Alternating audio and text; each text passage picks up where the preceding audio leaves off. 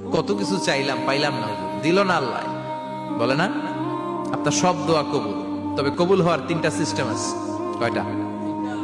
চান্দুল্লার ভাইয়েরা মনে থাকবে কয়টা? আপনি যত দোয়া করছেন সব কবুল, কারণ আল্লাহর কাছে কিছু চাইলে আল্লাহ ফিরাইয়া দিতে জানে না। আল্লাহ জানেই না কেমনে ফিরাই দিতে হয়।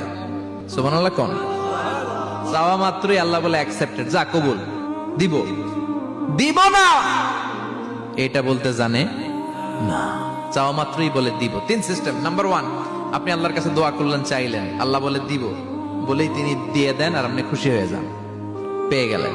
নাম্বার টু, আপনি আল্লাহর কাছে দোয়া করলেন, চাইলেন, তখনও আল্লাহ বলে দিব, তবে এখন না, সবুর, একটু পরে দিব। কখন দিলে আমার জন্য ভালো, আমার চেয়ে ভালো জানে কে, পরে দিবে। নাম্বার থ্রি, চাইলেন, দোয়া করলেন, আল্লাহ তখনও বলে দেব, তবে এখনো না, পরেও না, কিয়ামতের দিন যেদিন বিপদে পড়বে ওই দিন দেব।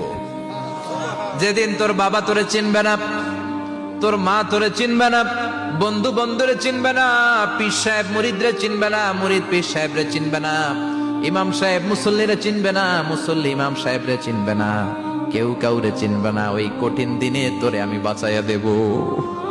তাইলে দোয়া যা করছেন ছোটবেলা থেকে আজকে পর্যন্ত, লস হয়েছে না লাভ? লস না লাভ? এজন্য বেশি বেশি দোয়া করার দরকার আছে না নাই?